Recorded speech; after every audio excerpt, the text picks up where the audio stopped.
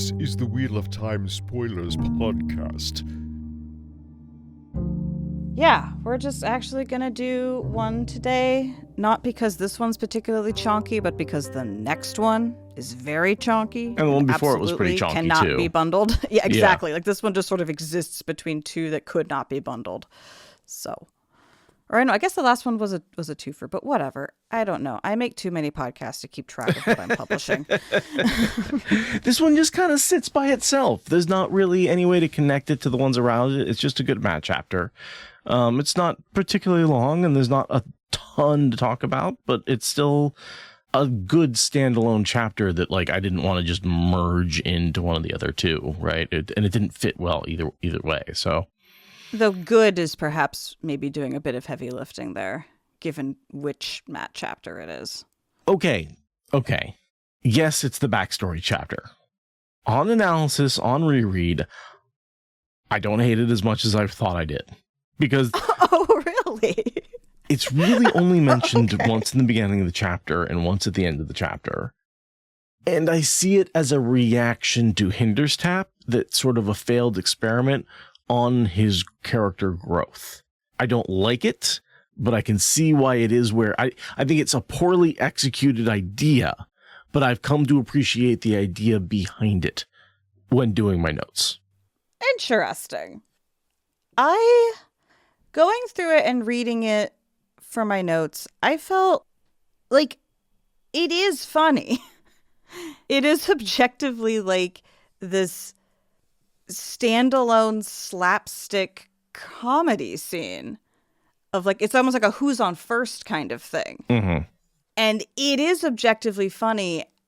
And it is easy to imagine that this kind of nonsense is part of the camaraderie that is in the band, mm-hmm. and does like make the relationships between them, that like this is the one time we see it on screen, but this kind of jocular silliness is actually part of what makes the rapport of the band work.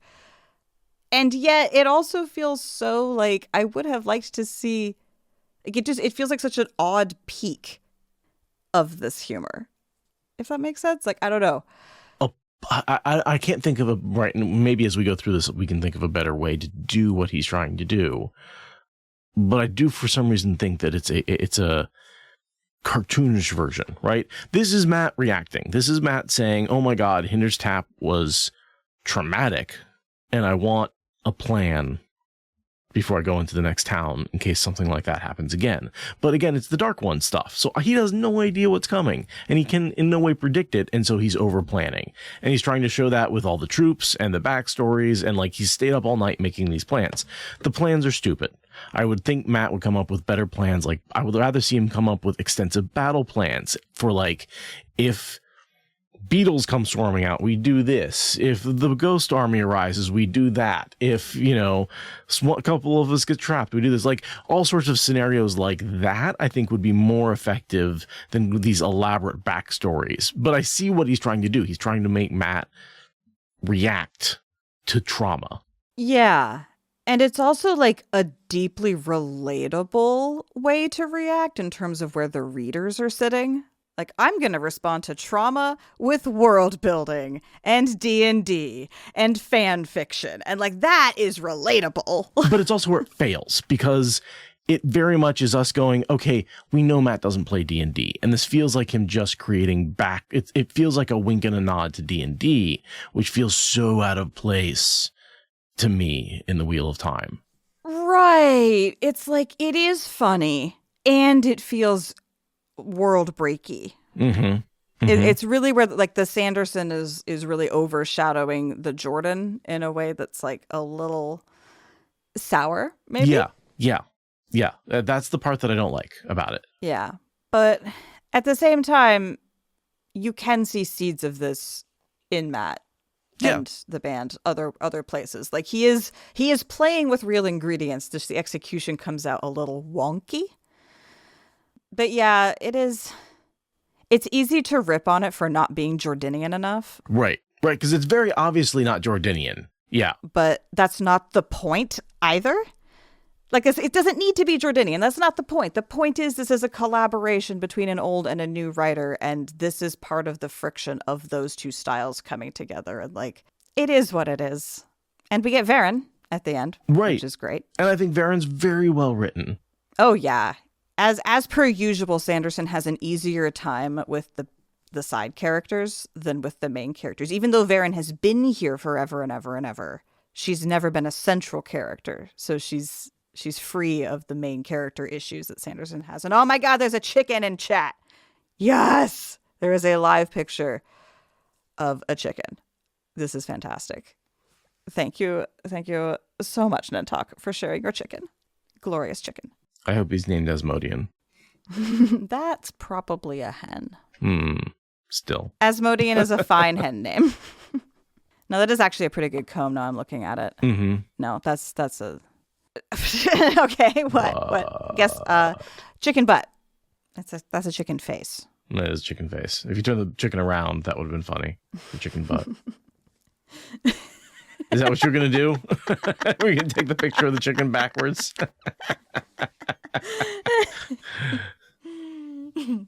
Yep, there it is.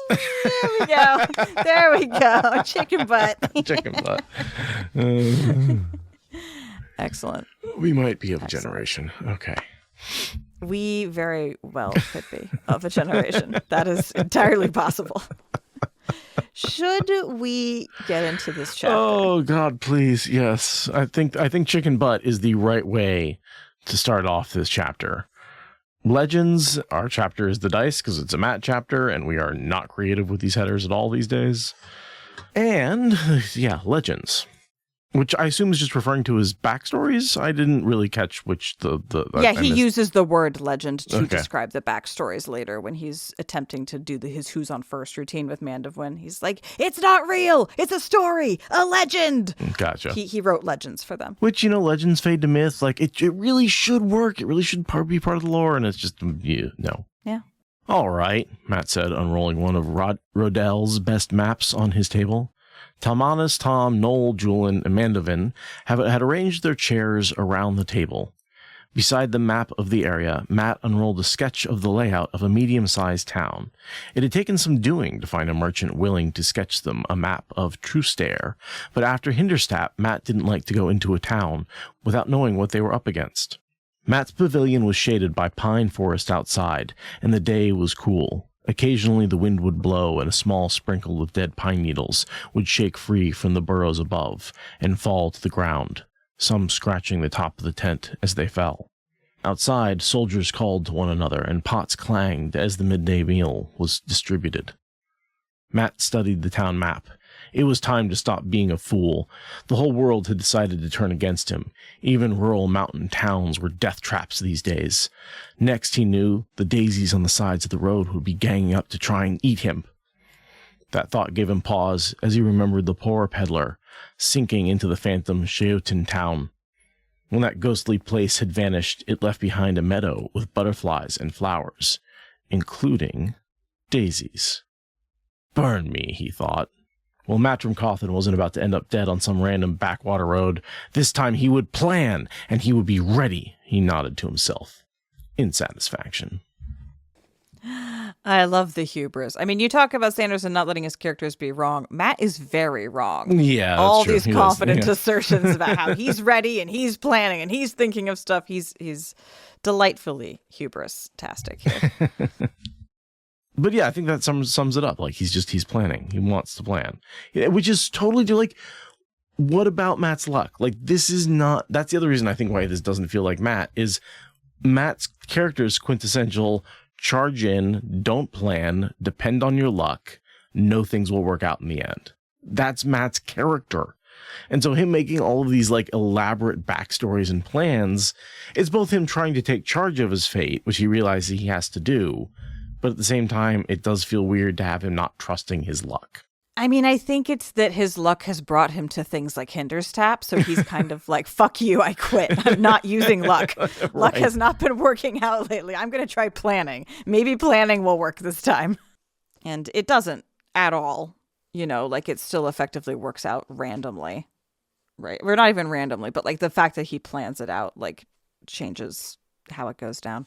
Yeah, no, because the whole point, he wants to go into the town and surprise this woman who's been distributing drawings of him, which is Varen, of course, we know. Right, yeah.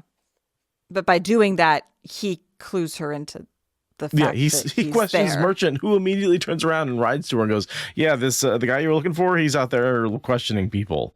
And so she's like, okay, I'll go gateway out to you. Right? I didn't think that was how that went down. Oh, what did I say that was... I thought just that she heard that a merchant had sold a map to someone. I didn't catch that the merchant had known that Matt was the one of the drawing, because Matt didn't actually do the purchase himself, right? He sent someone else to do it. This is not necessarily. That's going to be at the very end, right? Very end. A kind merchant came to me in True Stare an hour ago and explained he just had a nice meeting with you and that you'd paid him handsomely for a sketch of True Stare. I figured I'd spare the polar talent and assault by your associates and just come to you myself. Oh, shit. Wow. I did not put together that the you meant that he was familiar with his face. Matt, you're a dumbass. Why would you go in there with your face bare when knowing that these posters are everywhere? I'm so confused. I'm so confused. This is if you're trying to plan, sir, maybe try a touch of espionage. I would have sent literally anyone but you. Right? He's got a whole army of people, and he's the one questioning the merchant, and who he then releases, who goes right back into True Stare to tell Varen. Yeah, this is comical to a degree that feels like Matt has lost half of his soldier brain for purposes of this plot. First paragraph of this chapter. It had taken some doing to find a merchant willing to sketch them a map. So that merchant then went off to tell Varen. Meanwhile, he's making all his plans. All right. Well, yeah, there it is. Matt's plans are as good as my reading comprehension. Look, Spitwinkle, I'm just modeling how to be wrong in public.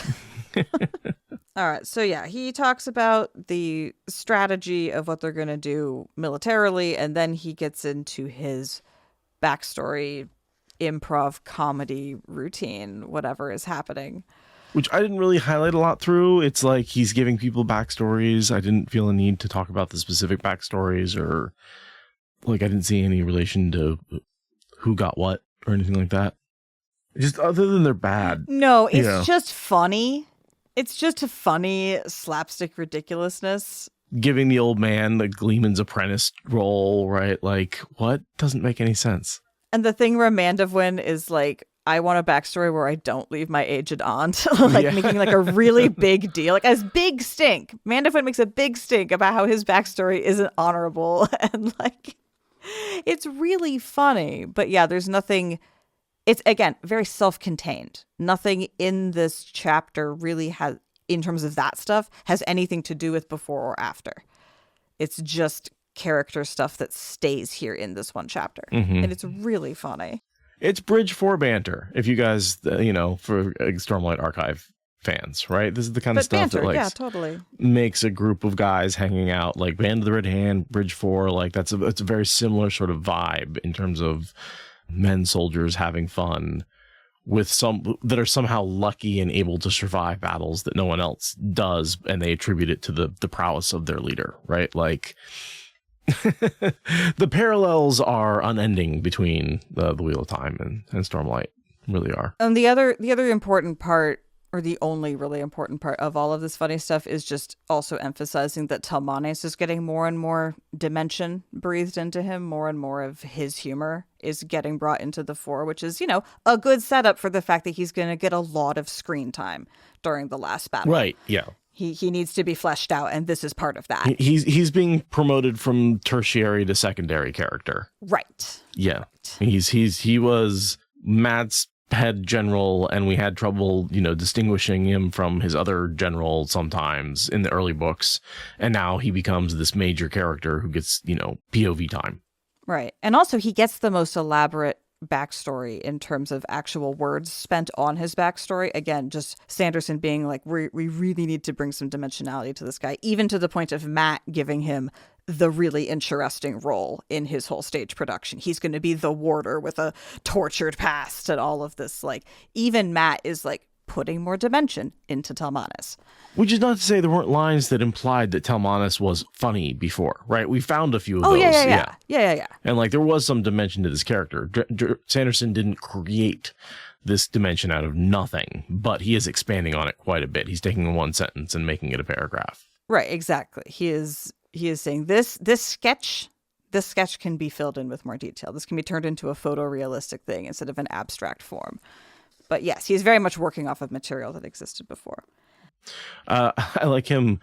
He always has a bit of an antagonistic relationship with the warders, right? Because the way he spanked the Aes Sedai and they suspected him of it. And like, there's always been a bit. And so he doesn't tell the warders that the women disappearing was magical and they could have avoided it. He's just like, yep, you let him get away. I went back to town and found him there. I don't know what you did that you missed him. And so the warders are like, oh my God, I thought I was good at this job.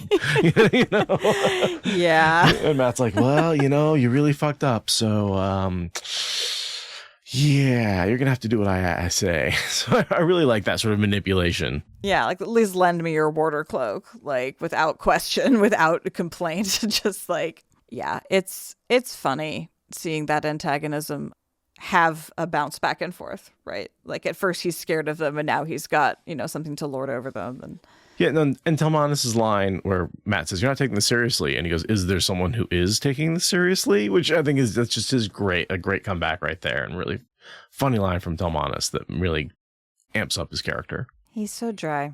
I love dry humor. I really like Sanderson's Talmanis. Like he builds on things that Jordan set up, but he really sticks the landing on where he decides to take it. I like Talmanis.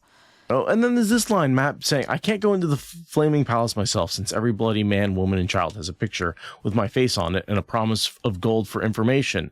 And you just talked to a merchant who saw your face and then you let him go. Confusing. And he has a picture of you and knows about gold for information. How? It's very strict, but I think in Matt's defense, this is how bad he is at planning. This is why he has to do things randomly. Right. This is why he has to do things randomly, because randomness will force itself into his plans, because it's the only way that he can succeed. And in a lot of ways, he is lucky that the merchant went right to Varen and told him, because that saved him a lot of time and effort, right? Like that was the thing Luck wanted him to do, was inform the merchant. The plan was doomed to fail. You have to do it randomly. And if you won't do it randomly, then the pattern will. We've also got a thought here about how he is really, really integrating with his general memories. That he's not having an issue with distinguishing them. He's not upset with the fact that he has them. Like the integration is like 99% complete with the old memories. Which I think is just foreshadowing for Rand and talking about how like you can integrate the memories and not have them change you and just have them be a part of you.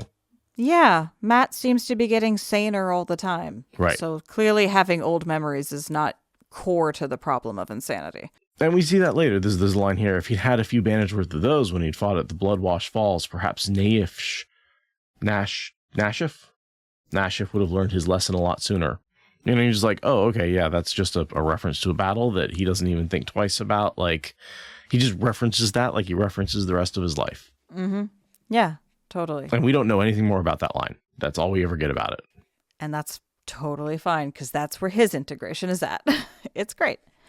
Something else I thought was worth pointing out is that horses are refusing patches of grass just like it's gone bad, like human food. Like I just think it's not nice, but it's interesting that the Dark One is affecting the fuel of at least, the main draft animals that humans use, that warriors use. Good world building. I'm 100% on board with that. The corruption of the world and the desperation and the lack of food and, why is everyone being forced into an army? Well, the army is the only people following the light who have food. Mm-hmm. Mm-hmm. We get a long digression explanation scene of crossbows, how they work, how they work mechanically as an individual and how they work as a military advantage with a group of people using them. It's really interesting. I actually learned something from this. It's just because Sanderson is such a visual writer, I can actually picture what he's talking about in a way that is like hard for me with some writing, including Jordan's writing. Like this is so specific. I can see it. It's pretty neat giving us like a second by second count of this is the military force that Matt commands. And I think that's why I really love reading Sanderson's sort of battle scenes, and why I do really enjoy his books is it's like watching an anime on books. Like, you can see it so clearly. Yeah, I'm really glad that someone with that skill wrote The Last Battle. I'm really, really glad. Robert Jordan's Fog of War style writing was not going to carry The Last Battle for me. You know, like Sanderson definitely had the skills to make it more my speed. I mean, we saw some of that with Dumais Wells. I think that Jordan really did show us his chops in writing upfront, not Fog of War battle there. Sure, true. But he only ever used it that one time. Yeah. Well, no, that's not true. Shadow Rising also had a lot of that. Mm-hmm.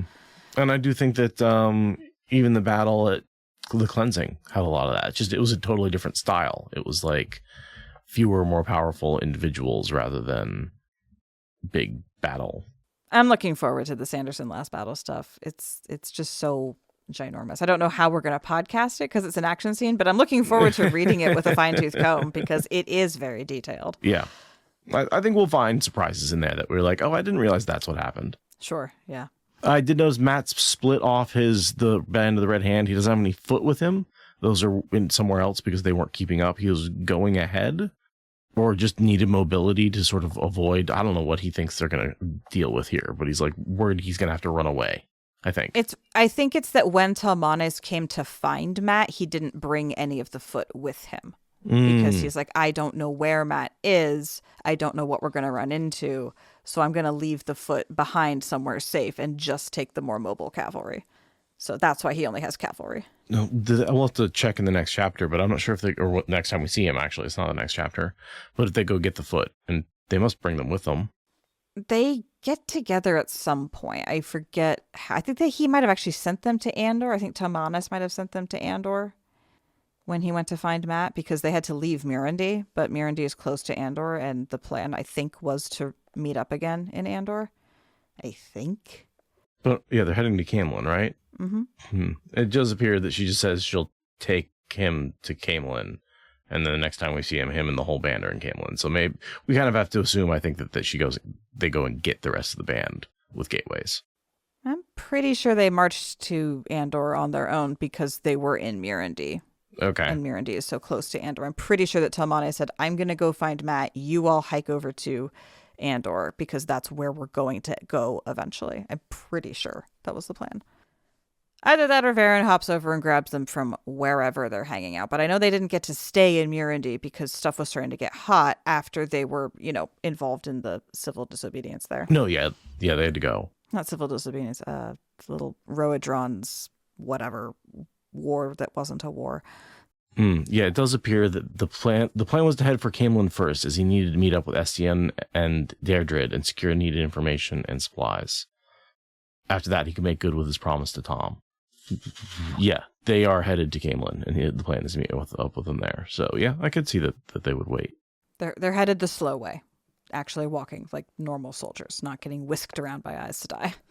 So that was from an earlier chapter, but yeah, so the plan exists. He does have some plans sometimes. It's just immediate battle plans that have to be more chaotic. But yeah, we learn about how crossbows are good for the whole crossbow thing. I don't know how much. I think the two things that are interesting about it is that you don't really aim in battles, per se. You just fire in the general direction of the enemy and hope. And also that you spend more of your ammunition practicing than you do in actual fights. I feel like those things are true for guns as well, right? It's just sort of point and shoot. That's kind of why they're interesting. And these crossbows sort of are a halfway point between guns and skilled archers. Right, yeah. And, with guns, obviously, it's a lot more work to recover your ammunition even than with arrows. With crossbows, sometimes the bolts shatter, sometimes they don't. Bullets, you do have to reassemble and reforge them. You can't just recover them and use them again. That's not how they work. But it's much easier to make. Bullets, especially the early ones, were just little balls, right? So it was easy to make a ton of those. Mm-hmm. So yeah, those are the two things I think are interesting about it. And then also just the timing of it, the way that Sanderson breaks it down by seconds and Matt being like, these are the seconds we need to shave off in order to increase our military advantage. So, and then he thinks about, is there a way to make them even faster? And I can't remember. I seem to have an idea that they do make them faster, but I don't remember how, or I couldn't find it in the rest of the chapters. Do you know if there's a point later on where they do make those crossbow bolts faster? I feel like this crank is the big innovation. That's what I thought too. Yeah, I don't think there's another breakthrough on crossbow technology. I could be wrong, but I don't think there is. I think they've already got that, and he's just maybe setting the very basic groundwork for figuring out handheld guns. I don't know. Mm-hmm. Yeah, that's the only thing I'm thinking is just maybe it's a precursor to guns. Yeah, because he's going to have these and cannons. So it's kind of like between those two things, you do kind of end up at the concept of a handheld cannon that has multiple shots loaded into some kind of thing somehow. And maybe if the idea of an automatic would come to him. I'm not really sure. Like, it's kind of a big jump. Yeah, I don't know. But, Sanderson might have been like, maybe I get to write an outrigger someday. And he was just kind of like, or maybe not even that, but just Matt's going to have a life after, right? He's going to have projects to pursue after. So maybe that would be it. Oh, shit, there's such a thing as a repeating crossbow, according to Vuji in chat, sharing a Wikipedia article. It's associated with the Three Kingdoms era, invented during the Warring States period in China. Huh. Okay, so maybe Matt's going to figure out a repeating crossbow. Or, commission an engineer to figure out a repeating crossbow, because Matt's not an engineer. He's a military tactician. And maybe you can crank multiple arrows at once. If you got a three-peat, then you don't have to crank. You crank once, because he's like, oh, the slow part's the moving up and down. So if you can crank once for 3 different things, you're saving all of that movement time. Yeah. You can also have the strategy be to have people work in pairs, where one person's just loading a crossbow and handing it to the other person. Well, and that's kind of what I thought about when he was talking about every 4th beat you can fire. Well, then you just get 4 teams and you're firing on every beat. Right. But that diminishes how many crossbows you're operating, right? Do you want to shorten your line or increase the density of your shot, right? There's always trade-offs. Mm-hmm. Yeah, because you have a certain amount of people who can, but yeah, I guess if you had some people who were trained on reloading and some people trained on shooting, maybe, but it seems like everybody should learn to shoot and reload. Right, and the smaller of a force you have, the harder it is to justify that instead of just everyone take the extra 4 seconds to reload your own bow.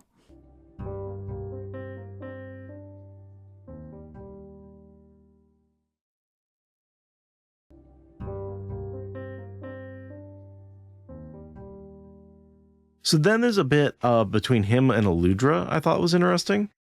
Yeah, so once Matt's done looking at crossbows, he heads over to the pyrotechnics division. Right. And passes security, a.k.a. Bail Domon, and gets to see Lylewyn as a apprentice, almost, to the firework making process, where Aludra is, focused on her work to get over the heartbreak of seeing Matt marry a freaking slaver instead of making out with her, smarty pants, with the boom booms. Yeah, because there's definitely this they were on a path to something, right? Like, it's not subtle in this paragraph that they were definitely romanticizing each other for a bit. Mm-hmm. It's sad. It's frustrating. Aludra's a much better match for him than literal slaver Tuon. He also can still not respect Lylewyn's choice to have the name that she has. He thinks about that and how he's just a dumbass. He doesn't realize he's a dumbass, but he thinks very clearly, I am a dumbass.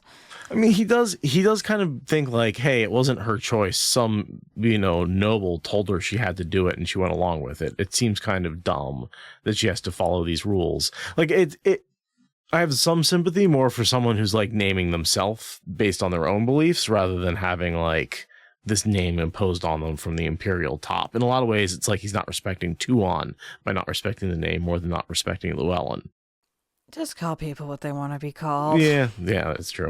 Especially after you've been together for months. Like, just give it up, dude. Come on. But I do think it's just so that we as readers, one of the reasons he does this over and over again is so that we as readers go, oh, right, Egwene changed her name to Llewellyn. Yeah, sure. I mean, and that's fair because there's enough named characters in these books without forgetting to mention that people might have just multiple names. Yeah. So I think from a pure just like writing perspective, that's why that's always included is so you're like, oh yeah, that's right. That's what happened. All right. So yeah, Matt comes in and Aludra's working on a night flower, so he looks at her desk and sees all the plans for the dragons, and they have a very interesting discussion about resources and bat guano. and bat guano. So I wasn't really sure of why bat guano was involved in the making of black powder. So I looked it up, and bat guano is a good source. You can purify it by like boiling it in water and then putting wood ash in there to react with some of the minerals. And then what's left, you take all that the stuff that precipitates out, and what's left in solution is called potash or potassium nitrate, right? Which is, it's a nitrate, which, that's explode. It explodes, right? Boom. Like it's big it goes boom. bada boom. So that's one of the key ingredients. You can use other sources of manure, or I think there's even some urine or something like that. I wasn't sure on all the sources, but like there's other things you can purify other than bat guano to get nitrates. But yes, basically any kind of like high nitrogen bodily waste, right? Urine is also a source that people have used to get that or other similar compounds for other similar purposes. So, but yeah, that's why bat guano is apparently a good source of nitrogen for making things go boom. Yup. And I disagree with Matt that knowing how things work makes them seem less miraculous. I'm deeply unimpressed by that sort of logic. Those are the people who are like, yeah, I learned about space and it made me feel small and sad. And I just like, no. I learned about space and I'm like, wow, that's so cool. I would say it feels less like a miracle and more like something that's just really cool and like part of the universe. It makes the universe cooler and makes things less mysterious and less, oh my God, I don't know how everything works. Yeah, which just is so cool. Like, I just, like, how can that not make you more excited, Matt? Whatever. Also, Aludra has this great line. A miracle is what you asked me for. That miracle I have broken down into a list of ingredients. A feat which is in itself miraculous. Yes? I just love that. Because, that's what science is. To be able to take the concept in your brain and break it down into an intelligible plan on paper for other people to be able to work with is an incredible skill. Like, that translation process is where so many scientists fail, right? That's like where the struggle is communicating it. And like engineers, that's kind of what they have to do. That's kind of, I mean, yes, scientists have to communicate too, but like engineers, like kind of, they make all these drawings. They have a whole formalized language for saying whatever ginormous, ridiculous thing. It's very, very cool. And then I love her, like, and how much copper and tin? You don't have amounts here. And she's like, just all of it. Everything. All of it. All of it. Love all that line. Yeah. What do you mean all of it? Oh, I guess that's a little ambitious. Maybe just all of it from the 4 major nations of the known world. Maybe that would be enough. It. Yeah. But it just tells you the size, because these copper and tin means they're making bronze cannons, right? Which they have to be incredibly thick to contain the cannon explosions, because we're not talking about steel here. So this is a relatively much weaker material. And so it's got to be incredibly thick to withstand all the worst the powder explosions can throw at it. Right. Because these are modified bells, right? That's where she got the idea, apparently, because bell founders are critical to the project. Well, I think it's more just, I don't even know if bells were the concept, or she's just thinking a metal tube, and the best way to make that is someone making a big metal tube would be the bell founder. They would understand how to make and cast something of that size. Right. But like they have bronze casting technology. Like that's what they have to work with. Like those are the constraints that she has to imagine her project fitting into. I'm sure that at some point she will engineer a completely different like metallurgical design and like a whole new furnace style. But for now, she's working with the fact that bell makers have the closest thing to what she needs. Yeah, it seems like steel is not, I mean, they have steel for swords, right? And other things, but steel's not common. Yeah, why is she not looking into doing steel for this? Or Quendiar? Well, Quendiar we know why, because the Aes Sedai still think that it's used in making pottery into like better cups or whatever.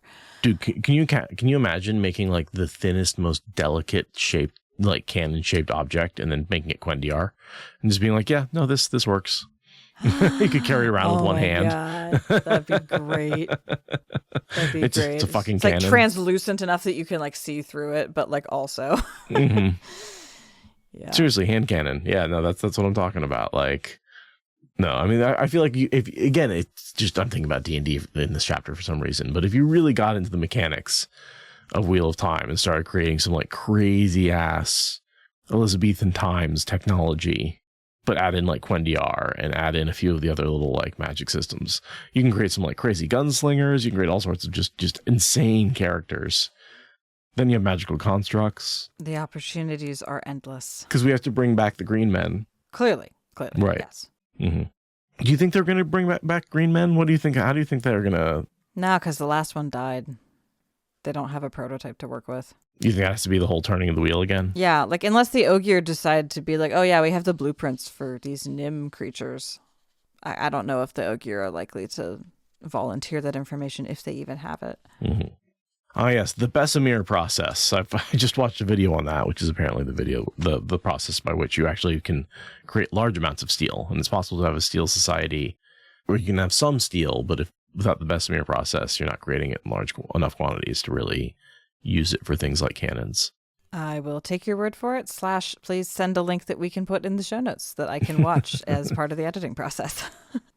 No, I don't think the Green Man came to the Randland from another universe with the Ogier. I think the Green Man was created as technology in the Age of Legends.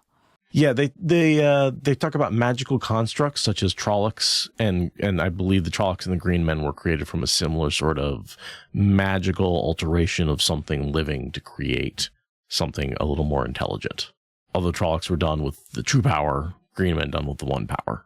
And Green Men are clearly closer to trees than to animals, or closer to plants than to animals. I think though mushrooms were included, which like we need to point out, mushrooms are neither plants nor animals. They're closer to animals than to plants, but that's like a very small matter of degree. They really are just their own thing. They're not plants.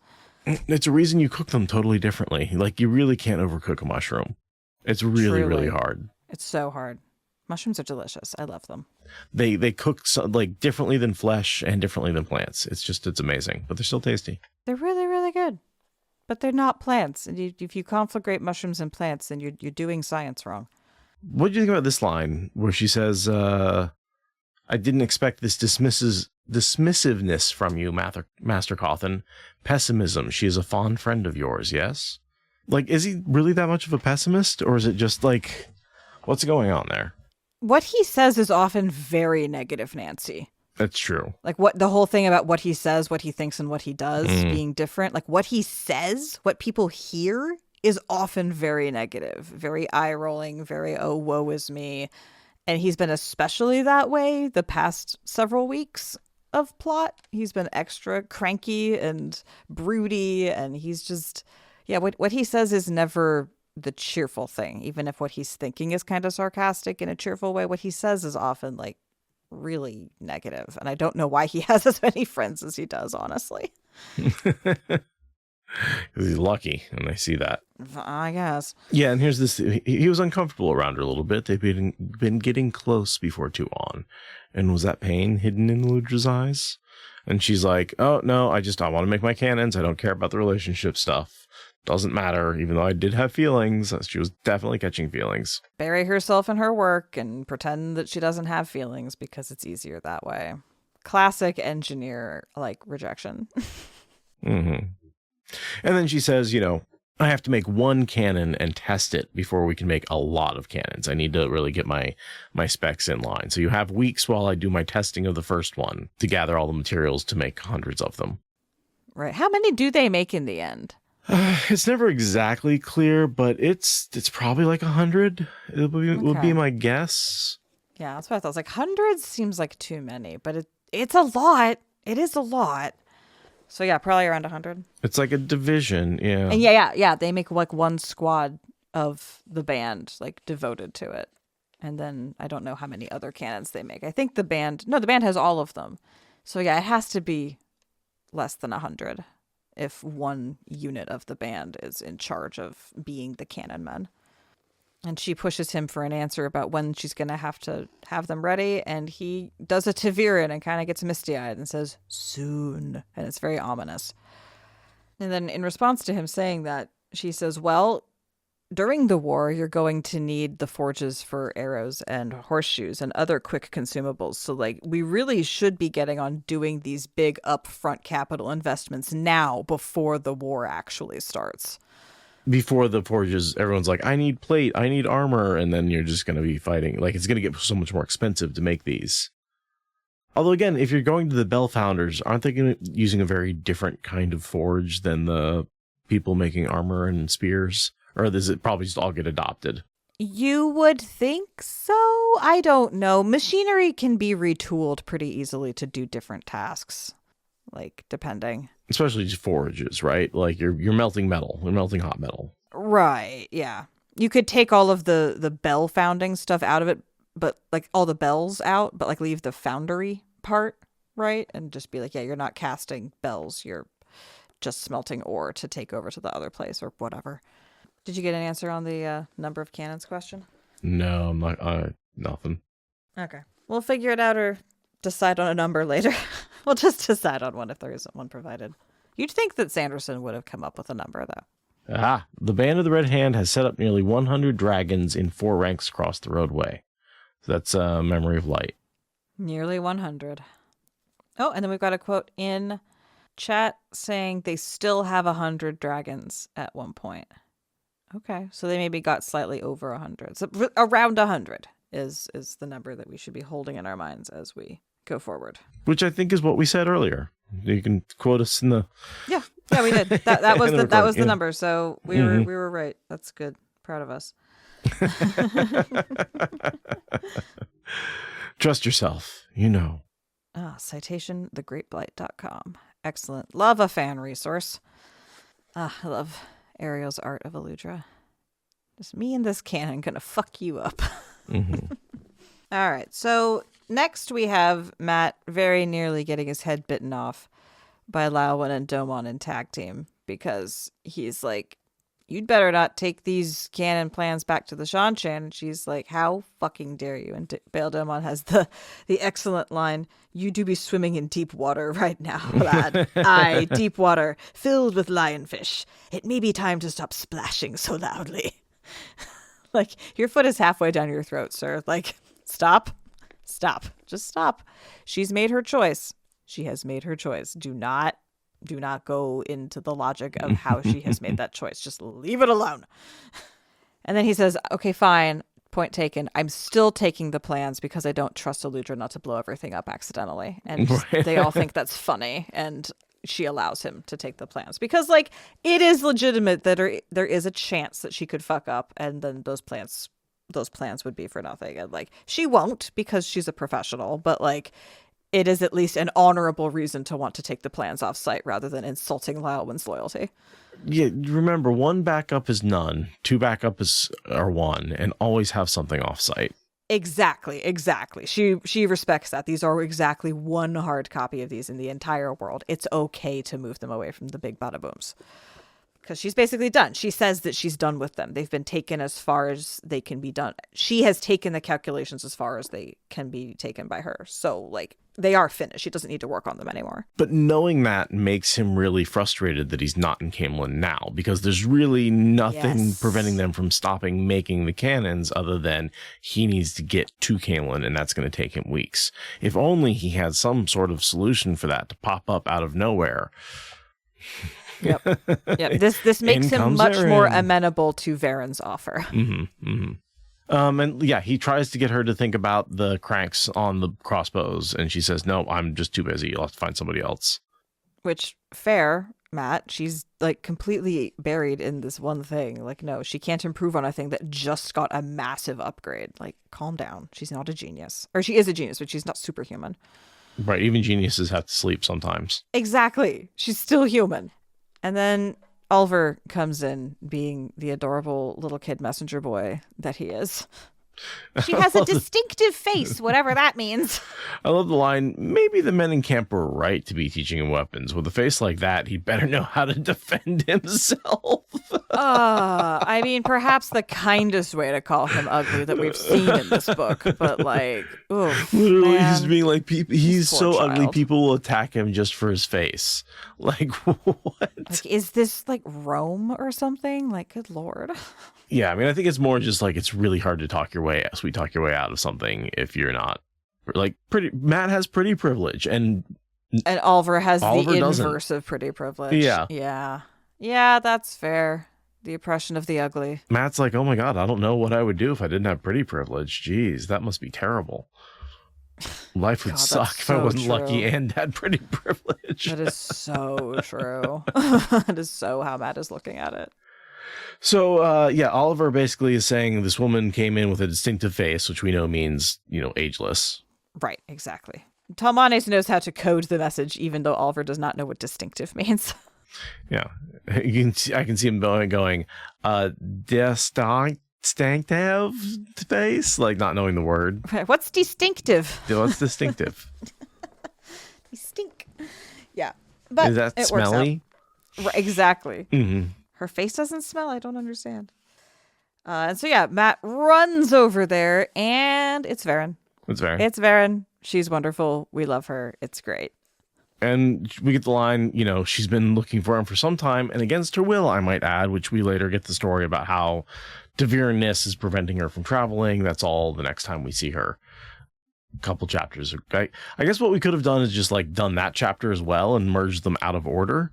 That's so much work. I'm tired. Too damn bad. But yeah, it's good setup for the fact that we're going to get a nice long Varen chapter later. We don't get it now. I was kind of like, ooh, Varen. And then it's like, never mind. I guess we'll get more Varen later. But we are going to get a good long story from her in Sanderson's voice later. And then Talmanes and Mandevwin, call us back to the silliness of the legends thing. Does this mean I get to go back to my aged aunt? Mandevwin is the really underappreciated comic in this scene. He plays the straight man, kind of. Just the oh yeah, I believe the legends right away. Whereas Talmanes is like, oh, I guess there won't be a raid. Bummer. But yeah, we get the whole explanation about how she heard about him an hour ago and now he's here and he's like, oh, bloody hell, you must have traveling because there's no way, it's a half a day's ride. So if you heard about us an hour ago and now you're here, you must have traveled. And she's like, yep, I'm guessing you need some traveling help. And he's like, yep, I do. And she's like, well, I figured because Ta'Veren, and I see it because Varen knows. She understands why she's being yanked around. Varen knows. Varen knows. It's a Varen knows kind of time in the plot. And yeah, it's very tempting to him to have 2 weeks shaved off of dragon production time. Even more than getting his men out of the mountains, getting those dragons into production is a good for the world. Much more than just his army. And good for the plot. Let's get the Band of the Red Hand into Camelin, where we can actually have some effect on the last battle, and Matt can rejoin and command the forces of the last battle, which is his whole fucking plot line was leading up to him being the commander of the battle. Right? Rand was always going to fight the Dark One while Matt commanded the battle, and Perrin was going to be on the battle? I would say the general. I wanted him to be more general, lead the army, right? If Matt was going to be the strategist, Perrin was going to be, logistics and the battle, the head of the battle. Yeah, the morale officer. Mm-hmm. Perrin's the one keeping people focused and on task in an emotional sense, whereas Matt and Elaine are working out where are the supply lines and all of that more technical stuff. Anyway, yeah, that's all I've got for this chapter. Now there's just the readout. Light 20 days shaved off his march. Maybe he could get Eludra's dragons into production soon. He hesitated, eyeing Varen, forcing himself to contain his excitement. There was always a cost when Aes Sedai were involved. What do you want? He asked. Frankly, she replied, sighing slightly, what I want, Master Cawthon, is to be cut free from your Ta'Veren web. Do you know how long you've forced me to wait in these mountains? Forced? Yes, she said.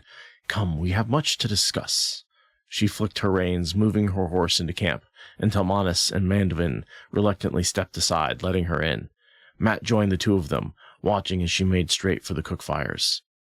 I guess there won't be a raid, Talmanes said. He didn't sound sad. Mandevwin fingered his eye patch.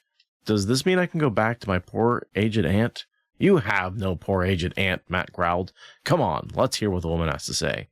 Fine, Mandevwin said, but next time I get to be the warder, all right, Matt? Matt just sighed, hurrying after Varen. I kind of wish there had been a next time. That would have been really funny to have them do it better and have Mandevwin try to be a warder and just have that be where the comedy was. It's like he wanted to be the warder, but he really can't be the warder. And that would have been funny. Ah, well. This was all right. I had a good time. Short episode, but I had a good time. Yeah, I had fun with that one. I mean, Matt chapters, even Matt chapters that don't feel super Matt are still fun and had some funny moments to it, and I enjoyed that. And there's Varen. And there was the promise of more Varen. Right. Which will very quickly come to the end of Varen. I'm so excited. Which is just, that's such, yeah, there's so many good chapters coming up at the end of this book. Like the Sanderlanche is just like, we've sort of hit a couple of those like exciting moments, but really the Sanderlanche is still coming. Yeah, it's just a few chapters away. Just a few episodes away. All right. Well, thank you for joining us this time, and we will see you next time. Really appreciate you all very much. And thanks for the art, Liligen. That looks cool.